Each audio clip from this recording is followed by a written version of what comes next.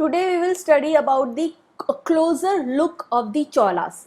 Now Chola dynasty is in the southern part of the subcontinent and it is mainly region of Tamil Nadu, Karnataka, part of Andhra Pradesh and the Kerala region. You can see here in the map, you can see the Chola dynasties. It's from Thanjore, Urayur to Thanjore.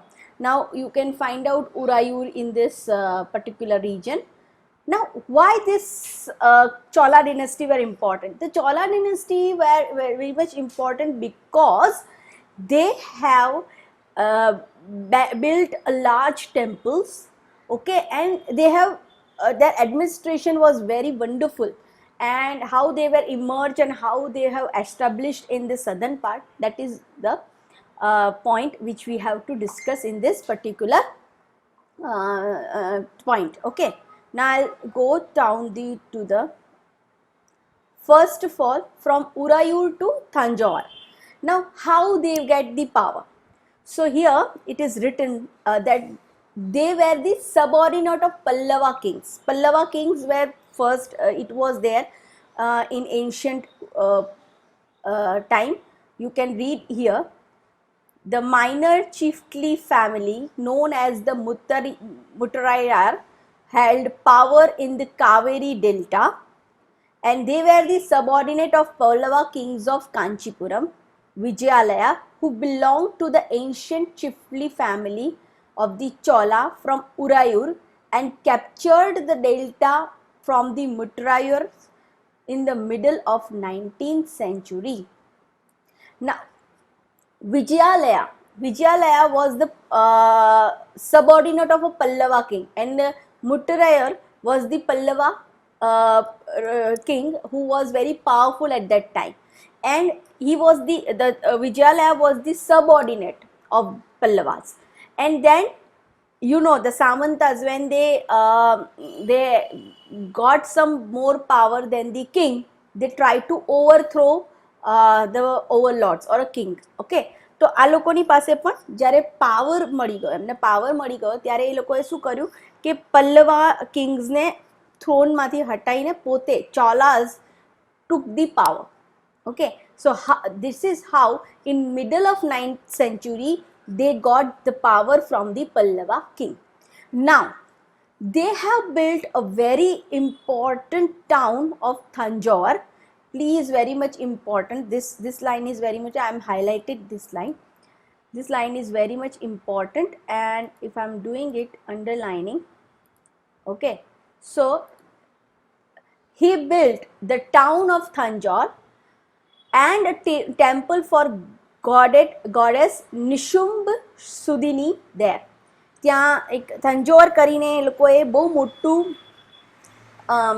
temple built કર્યું. I will show you the temple, picture of the temple in this itself. And એ જગ્યાએ એક ગામ ઊભું કર્યું થંજોર, અને એની જગ્યાએ એક temple નિશુંબ સુદીની, એક ગોડેસ દેવીનું મંદિર એમણે ત્યાં બનાવ્યું. But why this temple is so important, that I will tell you in this part of the chapter. Now the successor of Vijayalaya conquered the neighboring region and grew in size and power. તો વિજયાલયાએ તો ખાલી પલ્લવા કિંગને જ ઓવરથ્રો કર્યા, પણ પછી વિજયાલયા પછી જે next એના જે રૂલર્સ હતા એમણે ધીરે ધીરે ધીરે ધીરે આજુબાજુના રિજન્સને ફાઇટ કરીને કોન્કર કરીને એક્સપેન્ડ કર્યું Chola Kingdom. Okay, now the Pandyas and the Pallava territories to the south and north were the made part of this kingdom. એટલે પછી અહીંયા Pandyas હતા. If you can see the map number 1, and in that there were Pandyas here. I'll show you map 1 here. See, you can see here Cholas, Cheras and Pandyas, right? But soon they have conquered, the Cholas conquered these region above and these region also near to Kalinga region. Okay, તો આ બધો જ part Chola લોકોએ લઈ લીધો. Okay, after Vijayalaya. Okay, now I'm so sorry, we have gone through.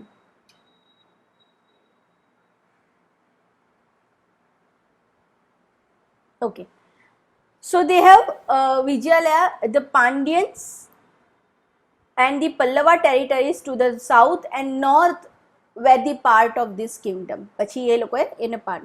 હવે આ ચોલા કિંગડમની ચોલા રાજાઓની અંદર એક હતા રાજા રાજા first. He was very powerful Chola ruler, and when he conquered and he became king in 985 CE and expanded the control over the most of these areas. So Raja Raja first was the very powerful Chola ruler. Okay, so if they will ask you who is the very powerful Chola ruler, so you can write Raja Raja first was the very powerful Chola ruler, and he expanded, and he even recognized the administration of, reorganized the administration of the empire. I'm reading it for you here. He also reorganized the administration of the empire. Then Raja Raja's son Rajendra first continued his policies and even raided Ganga Valley, Sri Lanka and the countries of Southeast Asia, developing a navy for these expedition. Now અત્યાર સુધી જેટલા રાજાઓએ fight કરી એ land ઉપર fight કરી, એટલે કે જમીન ઉપર ફાઇટ કરી અને આજુબાજુની જમીનને કોન્કર કરી, લેન્ડને કોન્કર કરી. કોન્કર એટલે કેપ્ચર કરી. પણ રાજેન્દ્ર રાજા ફર્સ્ટનો દીકરો Rajendra first, what he did, Rajendra ફર્સ્ટે ગંગાવેલી સુધી એણે પોતાનું કિંગડમ, ગંગાવેલી એટલે northern side, right, northern side સુધી એનું એણે રિજન એક્સપેન્ડ કર્યું, એન્ડ ઇવન સદનમાં Sri Lanka. Now if you can see in the map Sri Lanka doesn't have any land merge with the India. Okay, અહીંયા તમને હું આ મેપમાં બતાવું શ્રીલંકા, આ શ્રીલંકા છે, રાઈટ. તો કોઈ લેન્ડ કનેક્શન નથી between India and Sri Lanka. So he sent a navy to conquer Sri Lanka and some South Eastern countries like Indonesia. તમને કદાચ તમે આઈ ડોન્ટ નો તમે હિસ્ટ્રી ચેનલ્સ કે એપિક ચેનલ્સ જુઓ છો કે નહીં, plus do watch this channels because they are showing that how Raja Raja first and Rajendra first conquer through navy. Navy means the soldiers who can go through બોટ્સની લઈને અને army લઈને બીજા countries જે islands છે એને conquer કર્યા એ લોકોએ. So this is the Rajendra first was the first king who sent a navy to conquer the other land. Okay, so this is very important. Okay, now splendid temples and bronze sculptures. Now temple, I'm showing you this temple. You must have seen this temple in any channels or anywhere. This is the temple of Thanjore. Okay, Thanjore temple છે, very famous temple of India. And if you have time to visit southern part of the India, you must visit this temple. Very wonderful temple. Okay, so our temple je છે, it is the temple of Gangal. It is written over here, the temple at Ganga Kodampuram, and this temple was very famous. Now કેમ એ લોકો temples બનાવતા હતા અને ટેમ્પલનું શું significant હતું, કેમ એ લોકો ચોલા રાજાઓને ટેમ્પલ્સ બનાવવાની જરૂર પડી અને what is the importance of temples. તો આપણે શું વિચારીએ કે ટેમ્પલ એટલે જ્યાં આપણે વર્શિપ કરવા, જ્યાં ભગવાનને પૂજા કરવાને અર્ચના કરવા જઈએ એ જગ્યાને ટેમ્પલ કહીએ. But four Kings it is the settlement of economy. Settlement of economy એટલે સમજાવું તમને. ધારો કે કોઈ ટેમ્પલ તમે ગયા છો, કંઈ કોઈ પણ મોટું ટેમ્પલ જાય, અંબાજી છે કે દ્વારિકા છે કે ડાકોર છે, તમે ત્યાં મંદિરમાં જાઓ, મંદિરની આજુબાજુ તમને શું જોવા મળે? નાની નાની દુકાનો જોવા મળે, જેની અંદર ફૂલ વેચવાવાળા હોય કે પછી માતાજીની કે ભગવાનની મૂર્તિઓ વેચવાવાળા હોય કે પછી અગરબત્તી, ધૂપ, એ બધું વેચવાવાળા હોય. તો in row you can see this kind of small shops. So it is the main hub for the economy. પછી જે પછી જે મંદિરનું ધ્યાન રાખવાવાળા પૂજારી પ્રીસ્ટ છે કે પછી ટ્રસ્ટીઝ છે જે મંદિરને હેન્ડલ કરતા હોય, they were also living in the nearby area so that they can come down to, so it is the settlement for a human population. So that is why Chola's rulers were establishing big temples. So here it is written, and this is very important question answer. So I am highlighting, or you can say I am underlining some of the point. You just underline in your textbook as well. The big temples of Thanjore and Gangalkonda, Cholapuram, built by Rajaraja and Rajendra, are architectural and sculptural marvels. Chola temples often become the nuclei of the settlement which grew around them. These were the centers of crafts production. Temples were also endowed with the land by rulers as well as by others. The produce of this land went into maintaining all specialized who worked at the temple, very often lived near it. Priests, garland makers, cooks, sweepers, musicians, dancers, etc.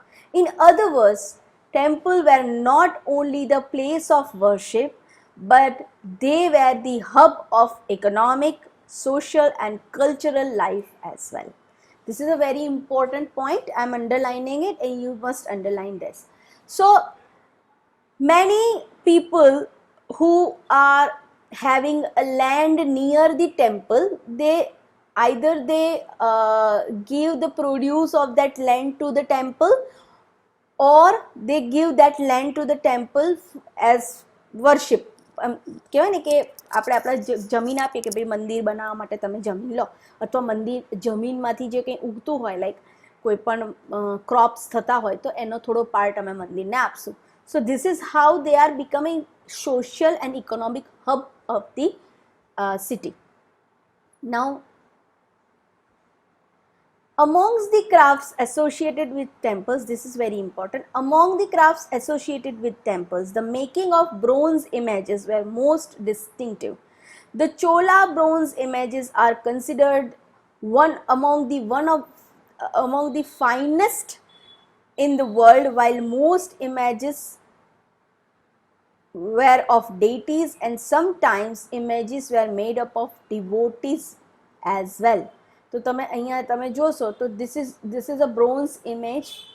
તમે એનો મુગટ જોશો તો you will find it very શું કહેવાય એકદમ ડિસ્ટિંક્ટ છે અને એકદમ ઝીણું કાર્વિંગ કરેલું છે. So this is the image of the Chola bronze sculpture, અને they were very wonderful in the making bronze statues. Okay, now second important part of the Chola dynasty was agriculture and irrigation. હવે આ જે ચોલા ડિનેસ્ટી છે ને એ કાવેરી ડેલ્ટાની આજુબાજુનું જ છે. હવે કાવેરી ડેલ્ટા એટલે શું ખબર છે ને તમને? લાસ્ટ યર મેં તમને ડેલ્ટા સમજાયેલું. Delta is the land which is near to the place where river and sea meet. Okay, જ્યાં નદી અને દરિયો સાગર મળે એ જે પાર્ટ છે, there the river will make a fertile delta, and the fertile delta is very much important for good irrigation and agriculture activity. So here you can see the Kaveri, this part of the region is a Kaveri delta, and the Chola empire is very much near to this surrounds this Kaveri delta. So they have taken a maximum advantage of this Kaveri delta. Okay, હવે કેવી રીતે advantage લીધું, that I will show you. એ લોકો છે ને નાની નાની channels બનાવે. ચેનલ્સ એટલે આપણે કેનલ કહેવાય ને, કેનાલ એવી બનાવીને એ લોકો જે જગ્યાએ પાણી ના મળતું હોય ત્યાં પહોંચાડતા હતા. So that is the first thing which was development done in the Chola dynasty. So I am reading it for you. Many of the achievements of these Chola were made possible through the new development in agriculture. No, you can see the map too, I have already shown you. Notice the river Kaveri and branches off into several small channels before emptying into Bay of Bengal. These channels overflowed frequently and depositing fertile soil on their banks. Water from these channels also provide the necessary moisture for agriculture, particularly the cultivation of rice.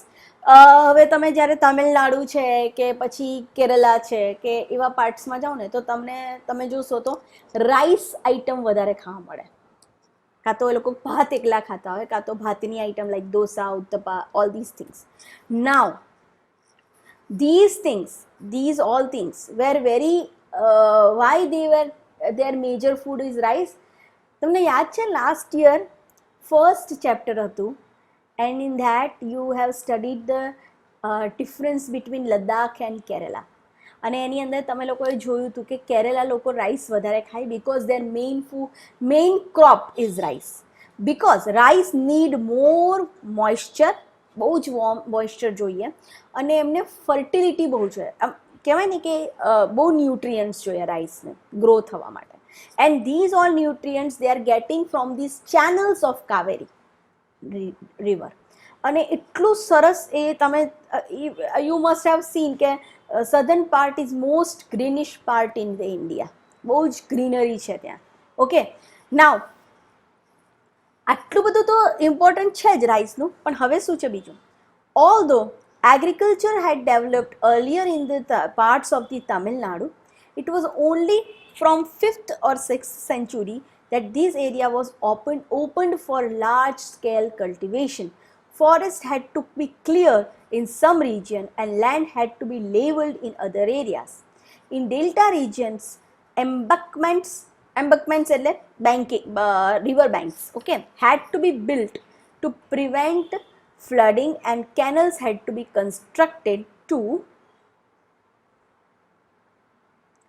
carry water to fields. In many areas 2 crops were grown in a year.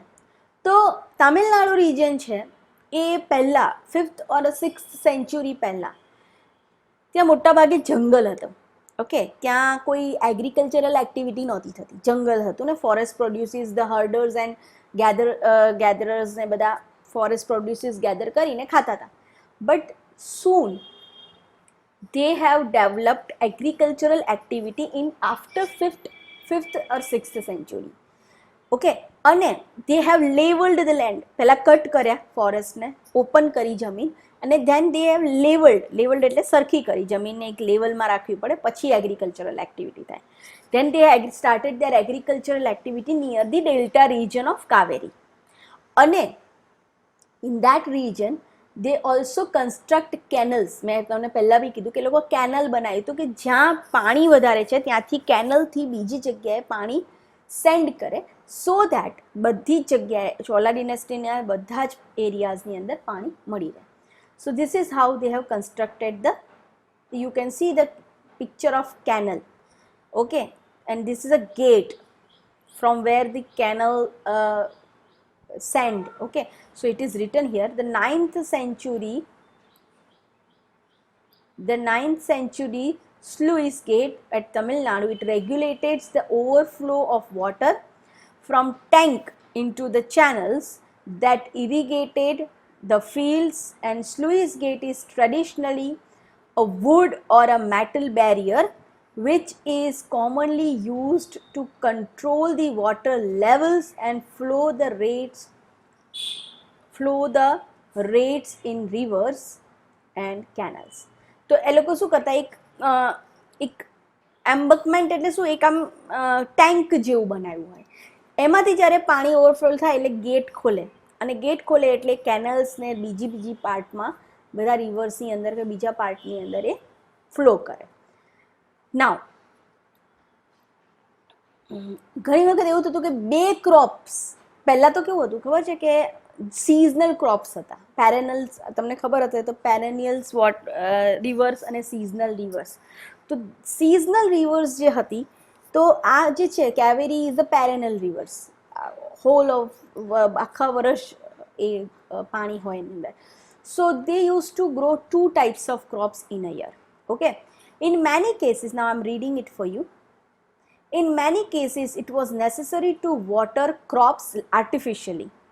A variety of method was used. Please underline this part because you can be asked that how the irrigation process happened in the Chola dynasty.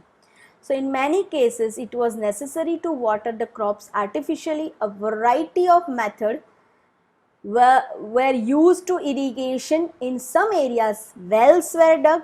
In other places, huge tanks were constructed to collect rainwater. Remember that the irrigation works require planning and organizing labors and resources. Maintaining these works and deciding on how water to be shed, most of the new rulers as well as the people living in the villages took an active interest in these activities. So they were very advanced કે આપણે tank બનાવીશું, પછી ટેન્કમાંથી પાણી બીજી જગ્યાએ છોડીશું, આ બધું એમને બધું ત્યારના એ ટાઈમે 9th સેન્ચુરીની અંદર લોકોને બધી ખબર પડતી હતી. So they were so advanced, right? Now the administration part of the Chola dynasty. Now administration of the empire, how they are doing administration. તો તમને યાદ હોય તો તમે નગરમ, ઉર, સભા એવું લાસ્ટ યર ભણ્યા છો. નગરમ, ઉર, સભા એવું એવી રીતનું યાદ હોય તો તમને. નગરમ્સ R the assembly of traders. Sabha is the assembly of Brahmins, if you remember. If you didn't remember, we will continue in this chapter. Administration of the empire. How was the administration organized? Settlements of the peasants. See, here it is written. Very important, you just underline. Settlements of the peasants known as Ur become prosperous with the spread of irrigation agriculture. Okay, હવે Ur is the group or assembly of peasants. Peasants એટલે farmers. હવે કારણ કે irrigation method બહુ સારી રીતે develop થઈ હતી, એટલે ક્રોપ્સ પણ બહુ સારા ઉગતા હતા. એટલા માટે આ જે એસેમ્બલી છે, ઉર એસેમ્બલી, એ પ્રોસ્પરસ બનવા માંડી, એટલે કે બહુ વેલ્ધી બનવા માંડી. And then this group of ur make a large unit cold Nadu. Tamil Nadu જે નામ છે એ આની ઉપરથી આવેલું છે. that the group of Ur, okay, and group of such villages formed a larger units that is called Nadu. Now the village council and Nadu performed several administration, excuse me, the village council and the Nadu performed several administration functions including dispensing of justice and collecting tax. હવે village council એટલે જેમ વિલેજની પંચાયત આપણે ત્યાં હોય એવી જ રીતે એક કાઉન્સિલ હતી, અને નાડુ એટલે ધ ગ્રુપ ઓફ પીઝન્ટ્સ. એ બંને ભેગા થઈને ટેક્સીસ કલેક્ટ કરે, પછી કોઈ જે ગામની અંદર જે જસ્ટિસ, જે જજનું કામ છે એ પણ એ લોકો કરતા હતા. So they have become more powerful day by day. Now rich peasants of the Velala caste exercised the considerable control over the affairs of Nadu under the supervision of the central Chola government. So this is very important. Okay. Which caste? Velala. Velala caste was a bigger landlords, you can say. Okay. And they took control over the Nadu. The Chola kings gave some rich landowners titles like Muvendran and Arayar, etc. as marker of respect and entrusted them with important offices of the state of the center. એટલે Chola Kings also રેકગ્નાઇઝડ ધેમ કે હા લોકો બહુ મોટા land owners છે, તો એ લોકોને એક નામ આપે, that is called Muvendavelan and or a Velan. Okay, so that then Arayar, આ બધા નામ એમને આપ્યા અને એ લોકોને મિનિસ્ટર્સ બનાવી દે. એટલે શું કે એ લોકોનું ઇમ્પોર્ટન્સ ઊંચું કરે. Now there are three types of land in the Chola dynasty. હવે પહેલી આ બહુ ઇમ્પોર્ટન્ટ છે. this paragraph is, this box is very very important children.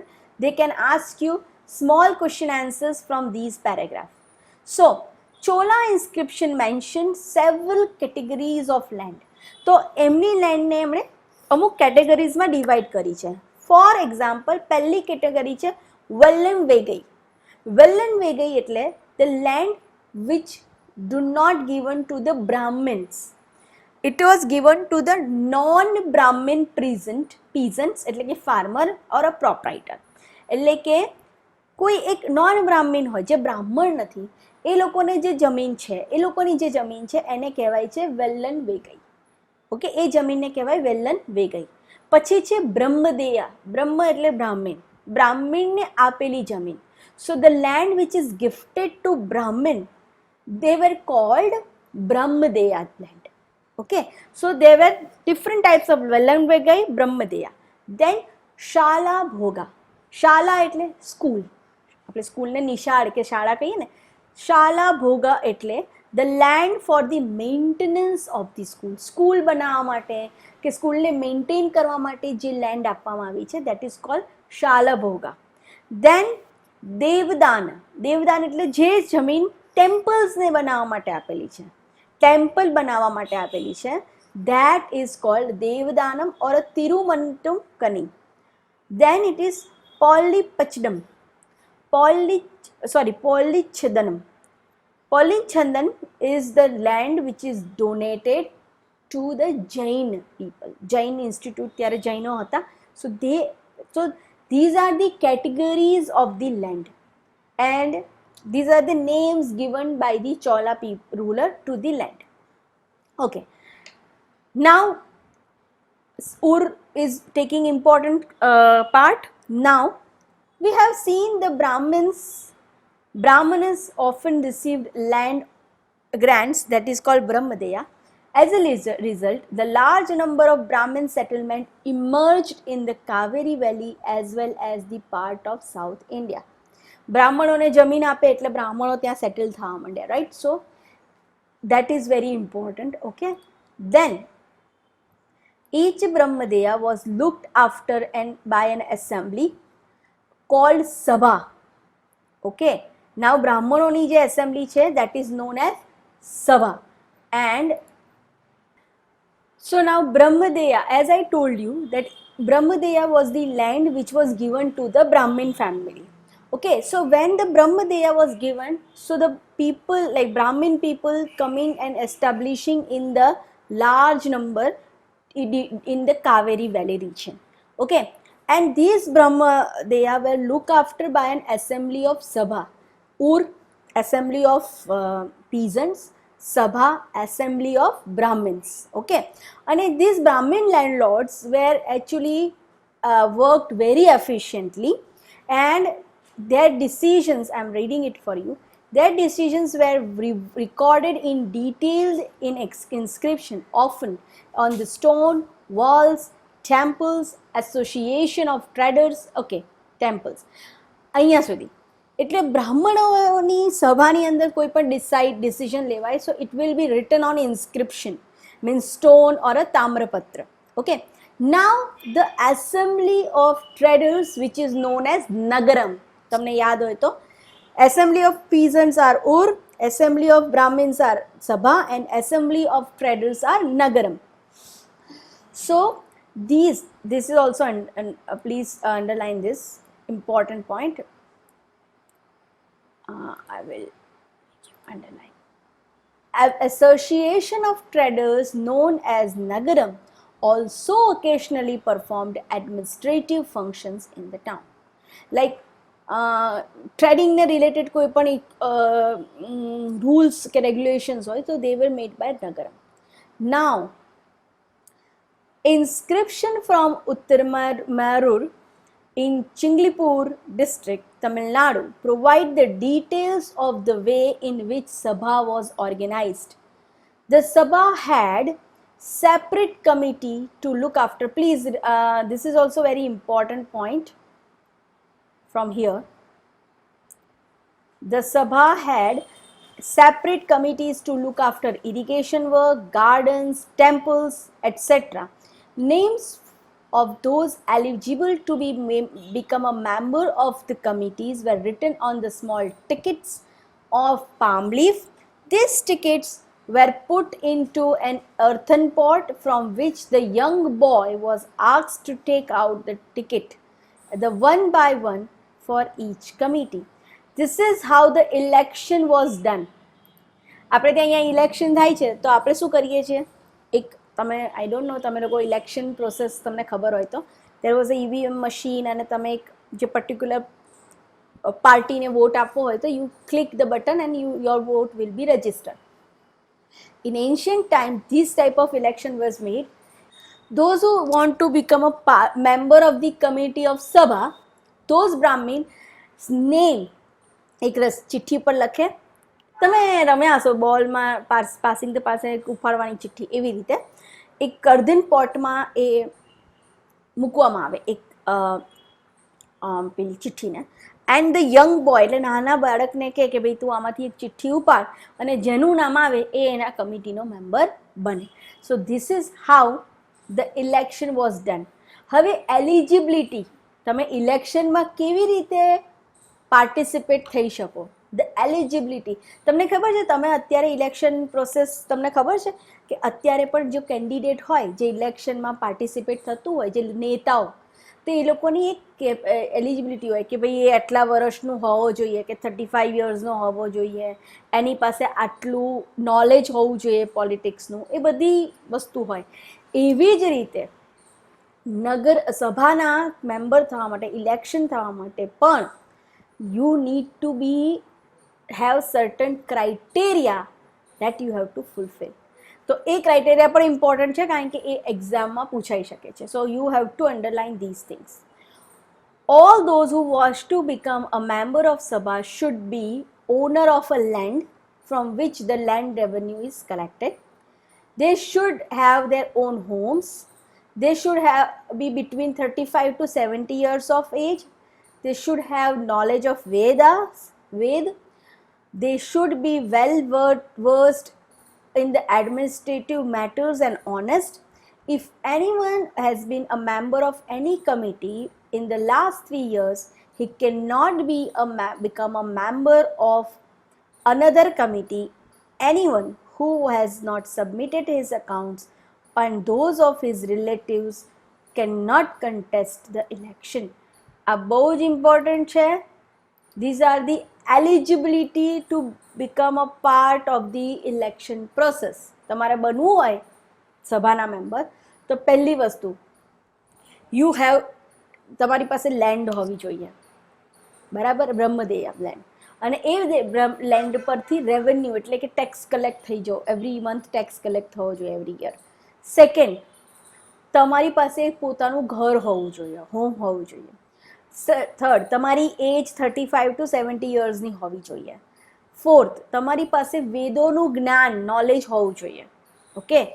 Fifth, તમે એડમિનિસ્ટ્રેટિવ મેટર્સ જાણતા હોવો જોઈએ, તમને એટલી ભણેલા ગણેલા હોવા જોઈએ કે તમને એડમિનિસ્ટ્રેશન કરતા આવડે. અને બીજું કે તમે ઓનેસ્ટ હોવા જોઈએ, એટલે કે તમારી ઉપર કોઈ જાતનું ચીટિંગ કે એવું કોઈ થયું ના હોવું જોઈએ, તમે કોઈની જોડે ચીટ ના કરી હોવી જોઈએ. પછી જો કોઈ મેમ્બર 3 વર્ષ સુધી કન્ટિન્યુઅસ સભાનું મેમ્બર હોય તે ફરીવાર ઇલેક્શનમાં ના આવી શકે, બરાબર. બીજું કે તમારા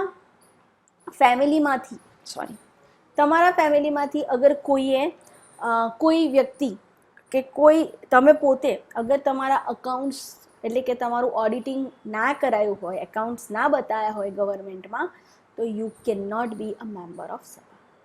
ધીસ ઇઝ વોટ